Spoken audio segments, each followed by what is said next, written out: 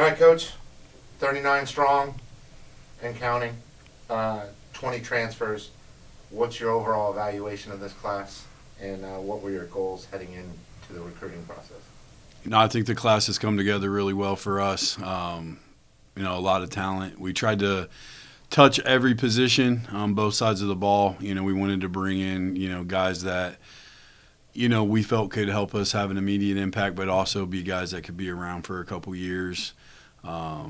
A lot of speed. That was one thing that we really were trying to do, is just bring guys that fit our schemes, guys with length and speed, and we feel like we did that.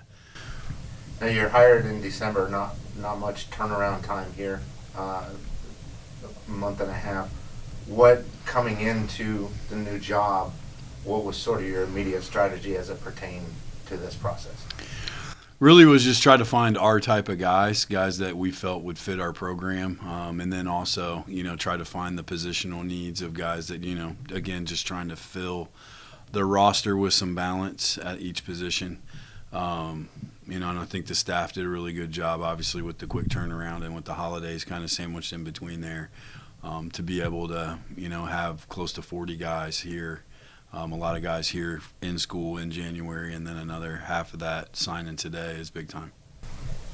20 offensive players in this class, 7 wide receivers, 5 offensive linemen. Where did you hit a home run on the offensive side of the ball in your opinion? Well, I would say right off the bat, we want to build our team up front. That's why we went with, after 5 offensive linemen. Obviously, we have kid Chris Russell, is 2-year starter at the college level. He's been a good player. Roston Barber, a Shrine Bowl kid, which is a great get for us. We feel like him as a true freshman. He has a chance to come in and, have an impact for us. At the receiver position, we brought in a lot of guys, a lot of speed guys. Probably the name that jumps out is a guy like Malik Tobias. Obviously, he, led the country last year in yards per catch. He gives us what we're looking for in terms of speed and playmaking, and a guy like Josiah Hayes, who's dynamic with the ball in his hands as well. But we also have some freshman kids that, we feel really good about as well that, are going to have an opportunity right away. Plenty of skill guys on the other side of the ball, 17 newcomers on defense, 8 defensive backs, 6 linebackers. Where is the light shining the brightest on the defensive newcomers? I think that's really spread out there. I mean, we brought a lot of athletes in on defense. That was one thing that we really wanted to bring, was more defensive team speed. With the scheme we run, we don't really recruit the traditional linebacker. Our guys got to be able to run sideline to sideline. They got to be able to cover. We did that with a couple guys, T.J. Griffin, Jaden Nesbitt, just to name a couple of them that are really good players for us. And then, in the back end, same thing. The scheme we run, we ask a lot out of the guys in the secondary. You got to be able to cover. You got to be able to play man. Keyshawn Pickett, Caleb Hester, Jordan Gregg, a grad transfer from Catawba that has been very successful in the SAC. Just a couple guys that, stand out. But we feel really good about the entire group. And can't forget special teams, 2 extremely solid kickers in Jacksonville and Ty Woods. How important was it for you to sign specialists of that caliber? Yeah, no, honestly, that was really identified as one of our biggest needs. Obviously, there was a really good kicker here last year, and he graduated. And, our program, the way we run it, special teams is huge. We want to try to win special teams every week. And, so we were able to fortunately get 2 really good ones to come in. Both can do all 3 in terms of punting, kicking, and kickoffs. But having both in the program is going to be big, and I think they'll both have a big impact on our team in 2023. You have a bulk of transfers already on campus. What has the transition been like for them, and what have you heard about their impressions of UNCP over these first few weeks of classes? I mean, these guys love UNCP. I think the transition has been very seamless for them. I think they've hit the ground running. I think they're excited about the new direction and the direction of the program, and I think they've bought into everything we've asked them to do.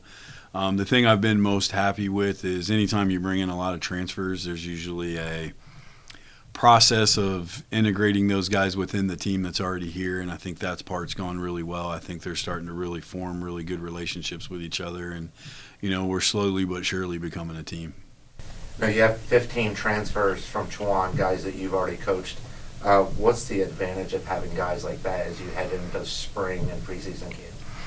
I mean, I think anytime you have guys that you have a working relationship with that understand what we're about as coaches, what our program's about, they know what to expect from us on the other side as well. I think having that many kids from Chowan come is a testament to our coaches and the kind of program we run. I don't think those kids would have left Chowan, and their families wouldn't have been okay with them leaving if they didn't feel good about what we were doing. But those guys know that they got to work, just because of what they did at Chowan. They got to earn it again here at UNCP. And, I'm excited to watch those guys compete. Your coaching staff is complete now, heading into spring ball. How have the new coaches adjusted to UNCP, and what do the next couple of weeks look like in the UNCP football office? Yeah, no, I mean, I think that the coaches have done a good job of hitting the ground running. We got guys coming, obviously, from Chowan that came with me, but guys that are coming from other places. They've done a good job of working while being in transition. You don't put 40 guys together in a recruiting class if that doesn't happen from the coaches. And, we got a great group of guys. We mesh really well together. A lot of us have worked together in the past in some form or fashion. So things have gone well now that signing class or the signing day is kind of come and gone. Hopefully we can start transitioning into more of the skill sessions we're allowed to have and some of the X's and O's things as we lead into spring break and spring ball, because we really haven't dove too deep into the actual football part of it, with recruiting being priority number one. And that's a good segue. Talk a little bit about spring ball coming up. What are some of your strategies as you see your new team on the field for the first time? Yeah, I think for us the number one thing is just find out who wants to compete the right way.